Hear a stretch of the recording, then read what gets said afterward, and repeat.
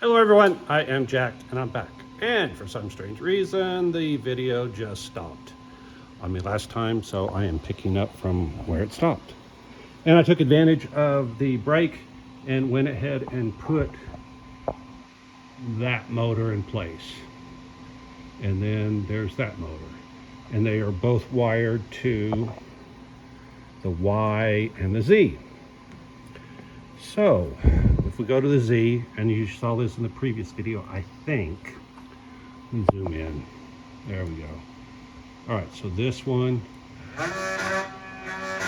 rotates that. And all I'm doing is doing the job right here. That works. And then the Y, which is this the A or B or 1 or 2 or... Let's go to the box and see what it says. A and B. I did it right. Not that it matters, it's just that they had decided to label those, but I assume that might match some kind of standard labeling. Those drivers are missing. They were missing when I got this. If anyone knows what drivers should be there, these might use the same ones. I don't know. My only question is the connection. This already has a connection here. Go back to where it was. There we go. It already has these connectors. It would be really nice if I found drivers that would mount to the board that's already there, and this would just plug in, except for the fact that I'm pretty sure, yeah, everything on this is wired to the old control board, which I can't get to work because the emergency stop won't go off. I've read all the documentation. It claims it should go off automatically. It doesn't. I am going to call about it, call the manufacturer. It's a PMDX 126, and if you look, it's a common problem online, but I never found anyone that said they found the solution to it.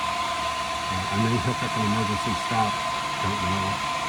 The other alternative is to, of course, hook it to this control board. I don't know how robust this control board is. It was cheap, it works, that's all I cared about.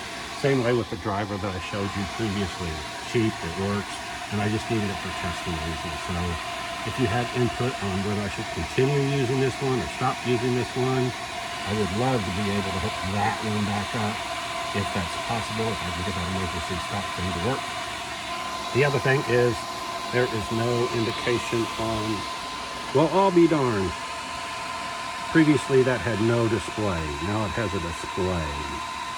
It's not wired up, I know, so that's my next step. But wow, just amazing how some of this stuff magically starts working, because that was completely blank previously. All right, so that may be my next thing. See if I can get that spindle to work. All right, where was I? I don't know. Okay, so now there I am. I've got all the motors working except for that spindle rotating. Let's see, what else do I have? Oh, so now I need to get the bearing, V bearing for the Y axis.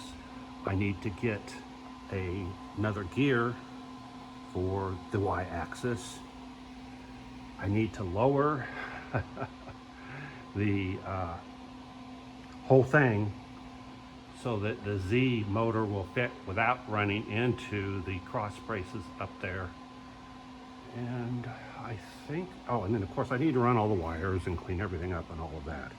But like I said before, I am making progress and I am seeing the light at the end of the tunnel. All right, so like, subscribe, hit the alert, hit the thanks if you want to donate. And if you don't like what I'm doing, you don't know Jack. Bye.